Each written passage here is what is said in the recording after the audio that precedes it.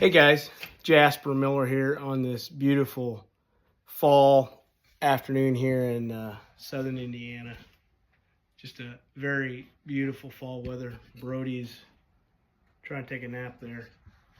Anyway, today I'm working on a Honda 400EX, and if you look in my YouTube channel, you'll see a previous video that I put out for you guys. Some things to look for when you're going to buy anything, mainly power sports, four-wheelers, side-by-sides, dirt bikes on Facebook Marketplace.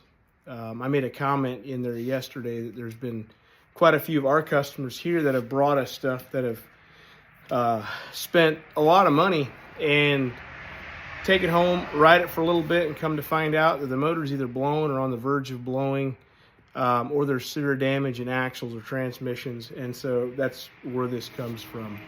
Today is part 2 of that video, and I was showing you guys these Honda 400EXs, and that's what we're looking at today. I was showing you guys yesterday when I uploaded that video some things to look for and some things to ask yourselves when you go to buy. And just to recap, there's 3 things that I was trying to point out. The first one is does it have a title? If it doesn't have a title, do not buy it. If they're not honest people and you don't know them and they're not offering a title, don't buy it. Because here's what happens. Here in the state of Indiana, people steal things, as well as in other states, in other areas. And I cannot tell you how many times I've heard this story where somebody will buy something and you run the VIN number and guess what? It's stolen. So guess what happens? You're going to lose the quad. You're going to lose that item because it's not yours. You didn't know. You thought it was fine. You didn't think about it maybe. The second thing is if you are not mechanically inclined or don't have a good mechanical understanding, if something doesn't sound right, have your mechanic look at it. Bring it to us. We'll look at it. We charge $75 to look something over. $75 is a drop in the bucket when you're looking at $2,000, $3,000, $4,000, and then to turn around and have to spend another $2,000 to $3,000 if an engine is blown for a properly built engine.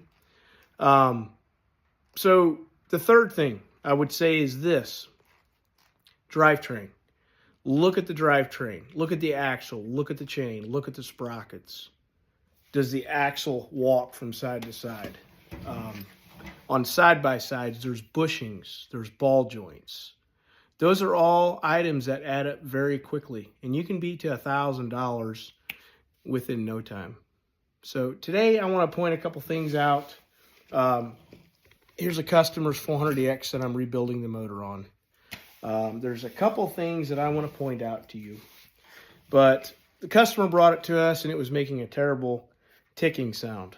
Ticking sound is valve issues. Valve maybe hitting a piston. Lower ticking sound, a lot of times I see can be a chain slap where the chain maybe is loose or has jump time. A lot of times if a timing chain will jump time, it'll cause valve damage. Here's the timing chain. So look at this timing chain. Look how stiff it is. I don't know if when they rebuilt this motor, supposedly this motor has about maybe a couple hours of riding time at the most. But look at that timing chain. Look how stiff it is. It's wore out. It's shot.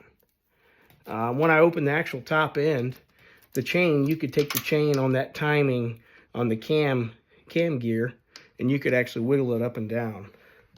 That's bad news, folks. Bad news. Obviously, you're not going to see that from the outside, so that's why you can bring it to us. This customer did the right thing. He brought it to us. He said, hey, something doesn't sound right. And I said, you're right. It's not right. That motor's getting ready to come apart. And it's a good thing they didn't run it anymore, because I want to point a couple things out to you guys. If you have an interest in building motors, the first thing you need to do is this right here. Read. Good old-fashioned climbers. Rocky Mountain we're a dealer for Rocky Mountain, so I buy a lot of my books through Rocky Mountain. You can get all kinds of manuals. It'll tell you the year, what it covers. This covers from 99 to 2014. Get a manual and start reading. I've had problems with mechanics in the past that have worked for me who were downright lazy, didn't want to read the manual. Guess what? You got to read the manual. Anybody can go to YouTube and just punch in stuff.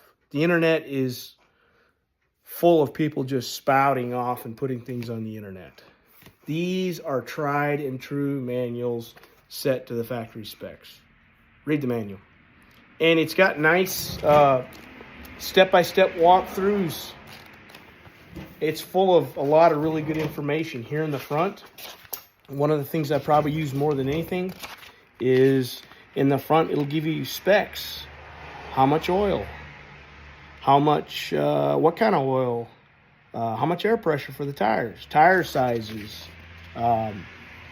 throttle play, clutch lever free play, all kinds of stuff. Crank shaft clearance, how much torque, bolt torque clearance, all kinds of really good info. There is absolutely no reason to not build a motor exactly like Honda would tell you to build it. These engineers that built these machines were very smart, intelligent people, and they've built them to a spec. It's not right unless it's to that spec. A good mechanic cares about detail. I've had issues in the past, not long ago. Mechanics that could not follow directions, and I was paying one of them $27 an hour. $27 an hour. And he refused to read the manual. It's as simple as that. Read the manual, follow the instructions. So I'll get off my rant on that.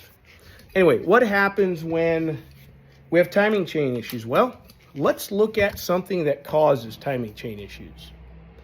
Everybody is on this high horse about using manual tensioners. Nothing wrong with manual tensioners. But guess what? I see this all the time. People cannot seem to follow directions. Guess what? These manual tensioners that you see, that everybody likes to use in the 400EXs and the LTZ 400s and all the others, these manual tensioners come with directions. They tell you exactly how to tighten these. Well, do you want to guess why this motor was about to lock up? Here's why. Somebody didn't follow directions, didn't read the directions for these manual tighteners. If you are not going to read the directions, spend the money and buy the OEM tensioner. They're $76. Because if you don't, here's what's going to happen. You're looking at about $2,800 repair for all this, because we're going to go through it and make it right. So follow directions. This is on Amazon for $13. A $13 mistake cost this customer $2,800. Foolishness, ridiculous. Follow the details. Follow the manual. A manual's about, I think, 60 or 70 bucks for the climber. Follow the directions. And if you don't like to use the OEM tensioner, that's fine, but make sure you follow directions. It comes with a little piece of paper, and some customers want them. I'll put them on, but make sure you follow directions. So this customer did not know what they were getting into, because they bought it from somebody who professionally built this motor. Well, guess what? They over-tightened the manual tensioner, and this is what over-tightening a manual tensioner will do. Absolutely destroyed it. So you're looking at about $34 for just that part. Ridiculous. It wore the Teflon, the hardened rubber, all the way down to the metal subframe. What's wrong, people? Follow directions. America, let's get our pride back. Finally got a good president, Donald Trump. Get our pride back. Fix things right. Take pride in your work. So, destroyed this. Guess what? Jump time. Thankfully, the piston didn't get hit by one of the valves. Timing chain is junk. Well, guess what? It wore on the crank journal for the wrist pin. Thankfully, it's not. We caught it in time. It didn't ruin the crank. So we can reuse the crank. We can clean it up. It's going to be okay. And thankfully, the crank run out is within tolerance, within spec. So just a word of advice today. If you're not going to follow directions, use the OEM timing chain tensioners. Just get that out of the way. That way you don't have to have this happen to you. Once again, be wise with your purchases on Marketplace. People are out there just to take advantage of you and scam you. Take your time.